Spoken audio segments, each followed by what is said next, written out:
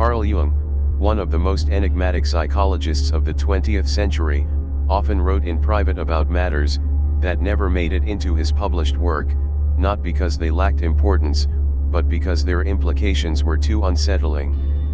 Among these was his observation of what we might now call empathic predation. He noticed that certain people with heightened sensitivity, those who could feel emotions almost as if they were their own, seemed to live under constant attack by individuals who unconsciously drained them. Jung framed it in symbolic terms, as he often did, speaking of light and shadow, of energy and depletion. But if we strip away the metaphor, what remains is chilling. Empaths, whose nervous systems are tuned like finely crafted instruments, were being systematically consumed by those who could no longer generate their own inner vitality. This wasn't exploitation in the obvious sense of theft or abuse. It was subtler, quieter, a psychic feeding, and what makes it terrifying is its invisibility. The empathy thinks they're being compassionate, generous, or loving, but beneath the surface, another dynamic is at play. Jung saw it again and again in his patients. One person leaves lighter, energized, stabilized, while the other leaves fatigued, fogged, and hollow. Most people never notice because it hides inside familiar cultural scripts. We call it love, loyalty, or support. Yet the result is always the same. The empathy pays the bill with their life force. To understand why empaths are so vulnerable, you have to look at the crucible in which they are formed. Contrary to the popular belief that empathy is a random gift, many empaths are forged in trauma. Imagine a child growing up in a home where tension thrums like an electric wire, where one wrong word could trigger an explosion. That child learns to scan every micro-expression, every shift of breath, every tremor in the air, because survival depends on it. If they can sense the storm before it breaks, maybe they can calm it, avoid it, or escape it. This hypervigilance becomes second nature. Over time, their nervous system stretches to absorb others' emotions as though they were their own. And while this sensitivity saves the child, it programs a belief that persists into adulthood: if I can anticipate and soothe others, I'll be safe, Jung realized. This survival mechanism later turns empaths into glowing beacons. Their sensitivity radiates outward, attracting people whose inner flames have dimmed. These individuals, what we might call energy parasites, don't consciously choose to exploit. Rather, they instinctively recognize a source of light that can keep their darkness at bay. They gravitate toward empaths not because of who they are, but because of what they lack. Like moths to a flame, they are drawn to the glow, unable to generate their own. And this is the root of the danger. The empathy mistakes the parasite's need for intimacy, interprets the hunger as vulnerability, and responds with compassion. The feeding begins not with violence, but with tears, confessions, or appeals for help. It masquerades as connection. That is why so many empaths describe relationships that begin with overwhelming closeness. They believe they've found someone who, finally, understands their depth, but in reality they've encountered someone who has learned to survive by borrowing energy. Jung warned that this process is archetypal, not accidental. In myths and folklore across the world, there are figures who devour others' vitality: vampires, succubus, witches who feed on innocence. These are not mere stories, but projections of a deep psychological truth that, when one person carries excess light, shadow will rise to consume it. Empaths, unless awakened, are caught in this ancient script. What makes it especially tragic is how their gift becomes their curse. The same sensitivity that kept them alive as children now makes them prey as adults. They feel special when someone needs them, because being needed once meant survival. They confuse exhaustion with intimacy, because sacrifice once equaled safety. And so the cycle repeats: they give, and the parasite feeds. They collapse, and the parasite stabilizes. Over time, their very identity fuses with service. Jung's insight was that this isn't just psychology, it's existential. He described the empathy as light, as both blessing and danger. Without consciousness, it attracts not love, but hunger. Without boundaries, it transforms them from healers into hosts. And because the process is hidden beneath the language of compassion, the empathy rarely recognizes what is happening until it's too late. They rationalize their depletion. I'm just too sensitive, this is what love feels like, they need me more than I need myself. But Jung's private notes suggested a darker truth, that such rationalizations are the shadow's camouflage. They keep the empathy asleep while the feeding continues. If we view this from an evolutionary perspective, it makes sense. The empathy evolved sensitivity as a survival mechanism in unstable families. The parasite evolved survival strategies based on externalizing needs rather than generating inner resources. When they meet, they lock into a symbiotic, but destructive bond, and because it feels archetypally familiar, almost destined, both play their parts unconsciously. The empathy is convinced they're healing, while the parasite unconsciously stabilizes through feeding. Neither sees the deeper dynamic until the empathy reaches collapse. Jung understood the gravity of this, which is why he was hesitant to publish. To acknowledge that humans could unconsciously feed on one another's life force challenged the optimistic narrative of psychology as progress and healing. It suggested that beneath our relationships lurked primal archetypes of predation and survival, and it implied that many who call themselves healers are in fact hosts locked into roles not by choice, but by unconscious compulsion. For empaths, today, this warning is more relevant than ever. In a culture that romanticizes self-sacrifice, and equates love with service, it's easy to mistake depletion for devotion. Empaths are praised for giving endlessly, for being the one who understands, who carries, who heals. Yet Jung's insight cuts through this illusion. Compassion is not always love. Sometimes it is the leash that binds you to a parasite. True connection is reciprocal, generative, uplifting. If you leave an interaction drained, foggy, or tense, you have not been loved, you have been fed upon. This is the terrifying heart of Jung's warning that the most dangerous predators are not the ones who attack you violently, but the ones who smile, weep, and confess, all while unconsciously draining your essence.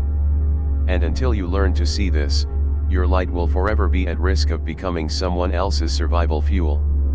The first step, then, is awareness, to recognize that the exhaustion you feel isn't proof of sensitivity or weakness, but a signal, a message from your body that you are being drained. Jung believed that making the unconscious conscious was the core of transformation. For empaths, that means facing the possibility that not everyone who seeks your light deserves it. Some are not seeking connection, they're seeking supply. And until you awaken to that truth, you remain the prey in a game you never agreed to play. When Jung examined these draining dynamics more closely, he recognized that they weren't random bursts of dysfunction, but followed a recognizable pattern, almost like a ritual, unfolding step by step. The first stage is what I call the recognition moment. Empaths often believe they are invisible, unnoticed, moving quietly through life. Yet people who carry the hunger of emptiness, the energy parasites Jung described, spot them instantly. This isn't about beauty, status, or charm. It's about an energetic signal, something subtle, yet undeniable. An empathy radiates openness, a willingness to absorb, a softness in the boundaries that surround them. To the untrained eye it looks like kindness, or approachability. To a predator's psyche it looks like food. Jung observed that narcissistic personalities in particular had an uncanny ability to identify empaths with laser precision. Imagine walking into a crowded room where dozens of people mingle, laugh, and chat. While most people notice clothing, smiles, or posture, the energy parasite notices something different, the glow of someone who unconsciously gives more than they take. Like a moth drawn to flame, they zero in without hesitation. Once the empathy is recognized, the second stage begins, the wound display. Here the parasite doesn't begin with demands or aggression. Instead, they present their brokenness. They unveil stories of trauma, struggle, betrayal, and loss. They may cry, confess, or hint at an aching loneliness. And because empaths are wired to respond to suffering, they feel called. They believe they've found someone whose depth matches their own. What they don't realize is that much of this display, while not necessarily fake, is strategically revealed to activate compassion. Jung noted that parasites often become whatever the empathy needs them to be. If the empathy values vulnerability, they'll perform it. If the empathy values depth, they'll mirror it.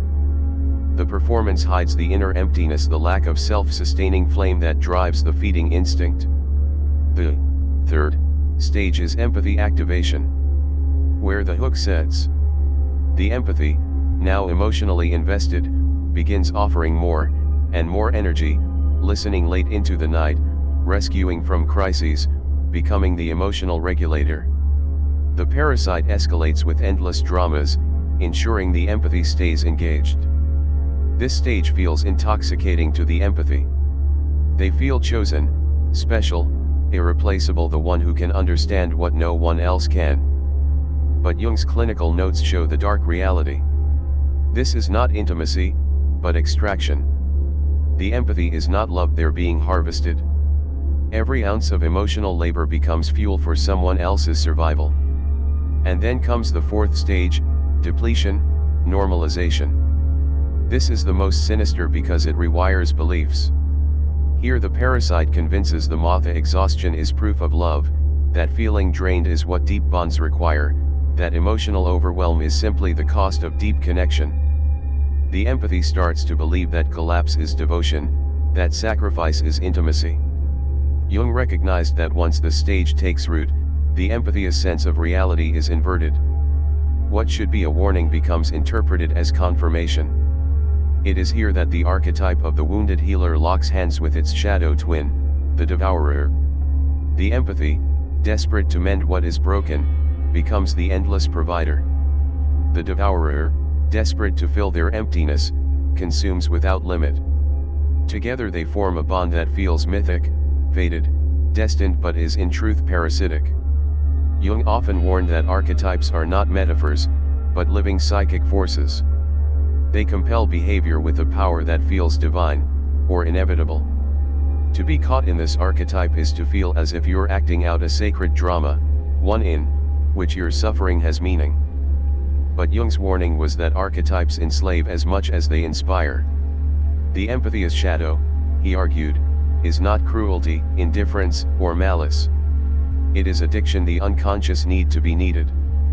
Behind every sacrifice lies a hidden terror that if no one requires you, you will disappear. This terror is the residue of childhood, where being indispensable once meant survival. As adults, empaths replay the script endlessly, seeking out broken people to rescue, because rescuing others allows them to avoid the far more frightening task of rescuing themselves. Energy parasites exploit this weakness instinctively.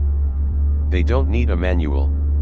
They sense the empathy's need to fix, and they provide endless opportunities to do so. Every crisis is bait, every confession is a lure, and the empathy, mistaking this for love, hands over their life force willingly. What fascinates me here is how this dynamic mirrors myths across cultures.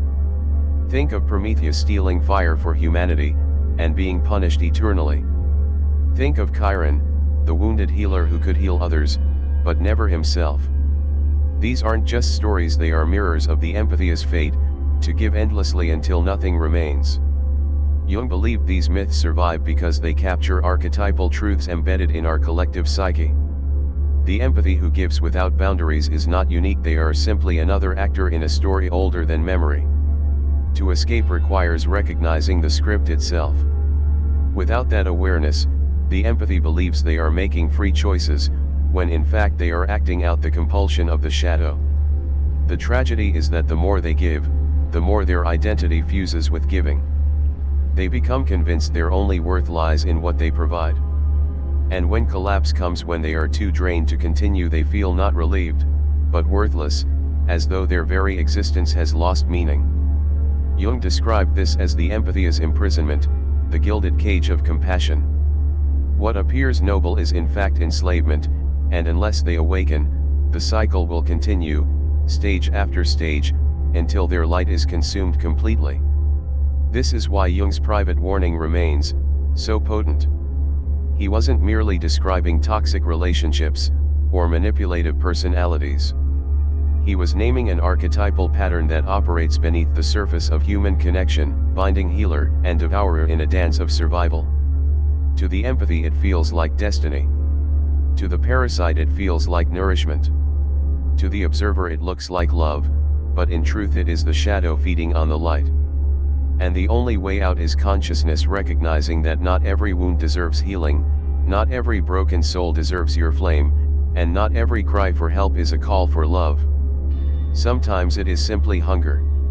And hunger, unchecked, will consume you until nothing remains. In Jung's private reflections, he returned again and again to the question of what happens when an empathy reaches the limit of their endurance. The early stages, the recognition, the hook, the feeding may unfold with a strange inevitability. But they cannot continue forever. Human beings are not infinite wells, even those wired to give endlessly. Sooner or later depletion arrives. And for the empathy, this collapse is devastating, not only physically, but existentially. It begins with subtle signs, a heaviness in the limbs, mornings that feel like battles, a mind that once held clarity, now fogged with confusion. At first, they brush it off: stress, work, sensitivity. But beneath the surface, the body is screaming a message they refuse to hear: you are being drained. Jung noted that the empathy rarely connects their collapse to the presence of the parasite. Instead, they turn the blame inward: I'm too weak, too sensitive, not enough. This self-condemnation deepens the parasite's hold, because as long as the empathy believes the problem lies in themselves, they will not sever the bond. They will double down, trying harder, giving more, convinced that love can conquer exhaustion. Yet the more they offer, the faster the collapse accelerates. What makes this collapse unique is that it is not only physical fatigue, but also a spiritual unraveling. The empathy's identity is built on being the rescuer, the healer, the giver. To admit depletion is to admit failure. To say I cannot feels like betrayal of their very essence. So, rather than resting, they deny. Rather than withdrawing, they overextend, they push themselves into illness, burnout, depression. Jung described this stage with chilling precision: the empathy becomes a hollow reed, carrying the songs of others, but producing no sound of their own. It is here that the archetype of the martyr awakens. The empathy interprets collapse not as a warning, but as a sign of noble sacrifice. They romanticize their suffering: if I am exhausted, it means I have loved deeply. If I am broken, it means I have been true. This distortion is lethal because it disguises parasitism as devotion, and the parasite, sensing their host's fragility, may amplify its feeding. Crises multiply, demands intensify. The empathy, barely able to stand, is pulled deeper into the vortex. Jung saw this in patient after patient. Individuals who entered his office gaunt, trembling, consumed by someone else's needs.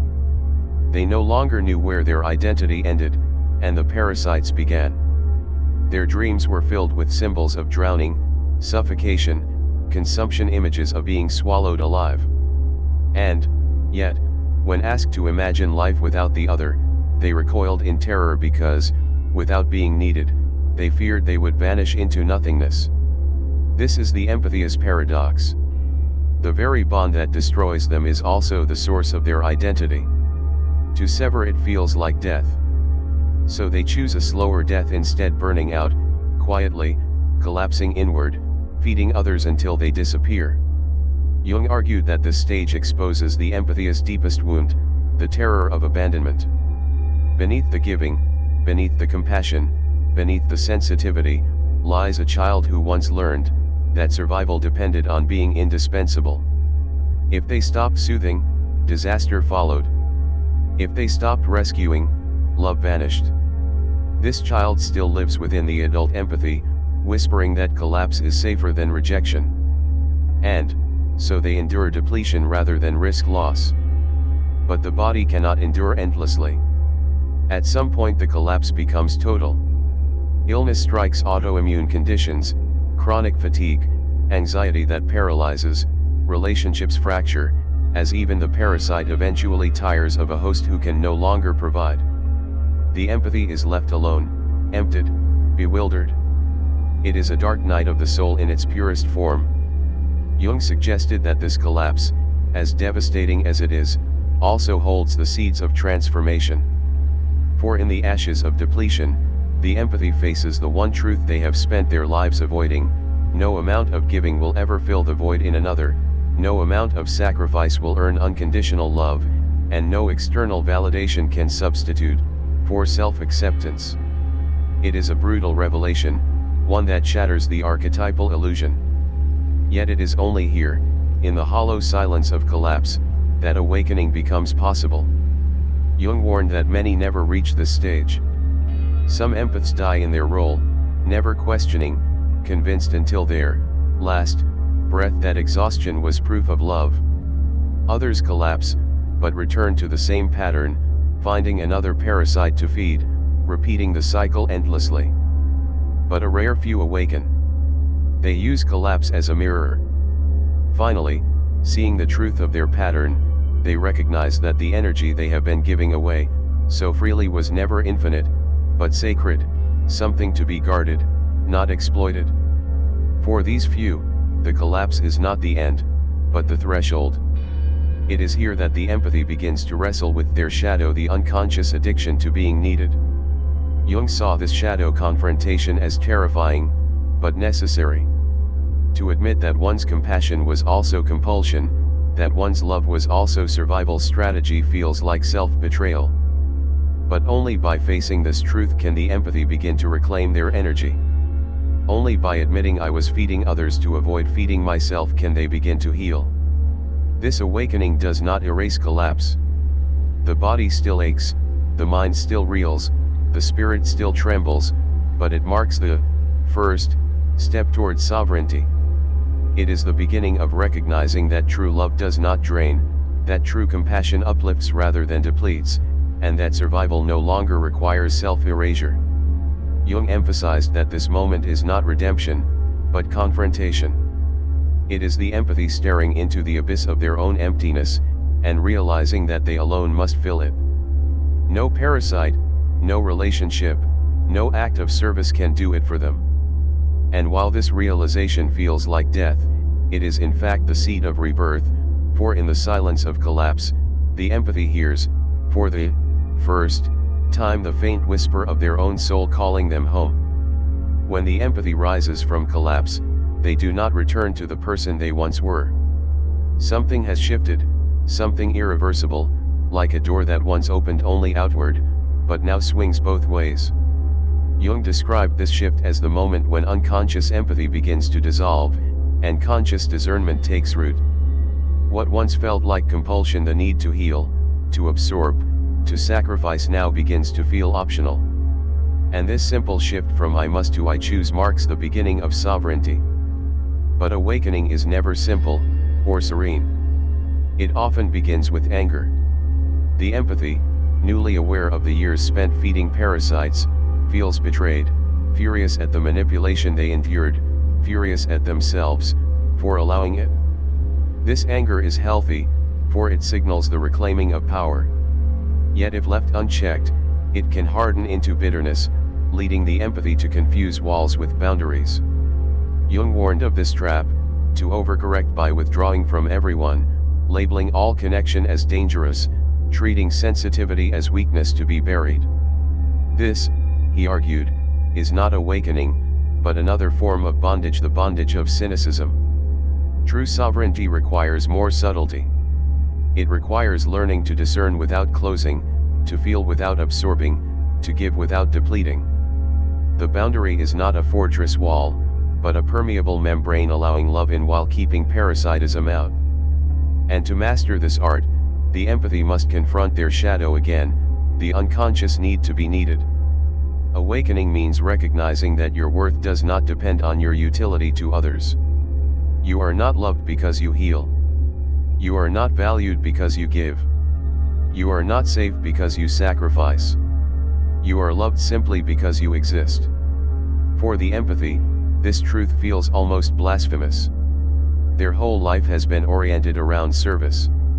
To accept unconditional worth feels selfish, arrogant even. But Jung insisted this was the only path forward, to accept oneself completely, even the parts that feel unworthy of love. From this acceptance arises the courage to set boundaries not as rejection, but as affirmation. Saying no becomes an act of devotion to one's own soul. Refusing to absorb another's chaos becomes an act of reverence for one's own nervous system. Choosing relationships that reciprocate rather than consume becomes an act of spiritual maturity. Jung's insights remain eerily relevant here. The awakened empathy threatens every dynamic built on unconscious feeding. When you stop being endlessly available, those who relied on your light may react with desperation. They escalate crises, deploy guilt, accuse you of coldness. Jung called this the extinction burst, the shadows, last stand. It feels terrifying because it strikes at the empathy's deepest fear, being unloved, abandoned, condemned.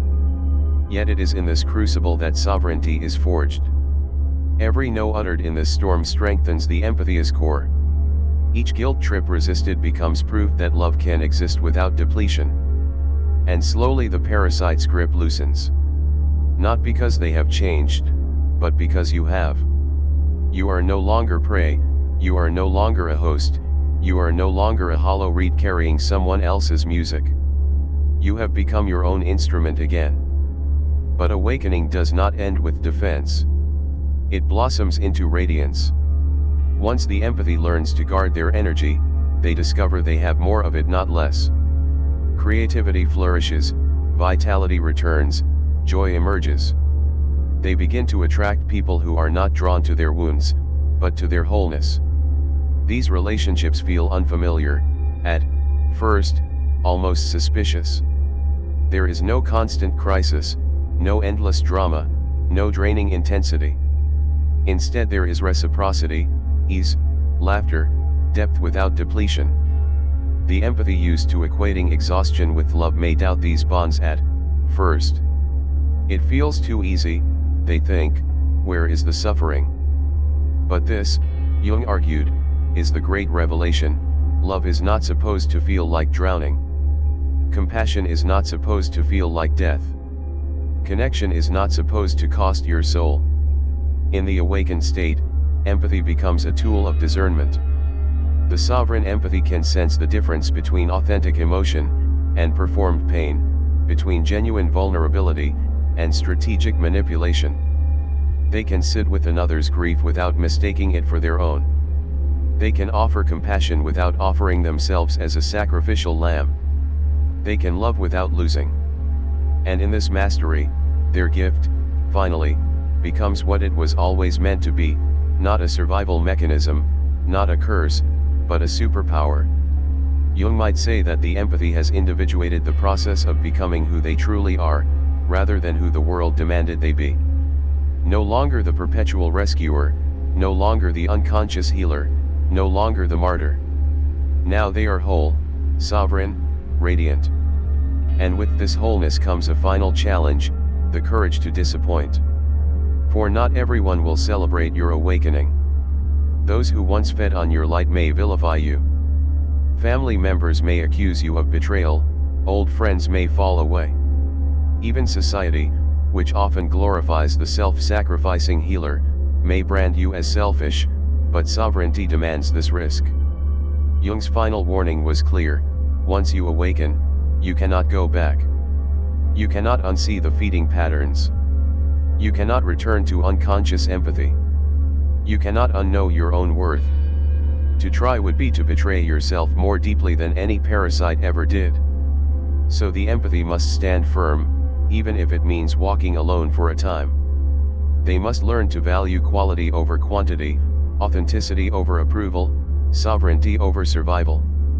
And in doing so they discover a paradox: By risking loneliness they find connection. By risking rejection, they find acceptance.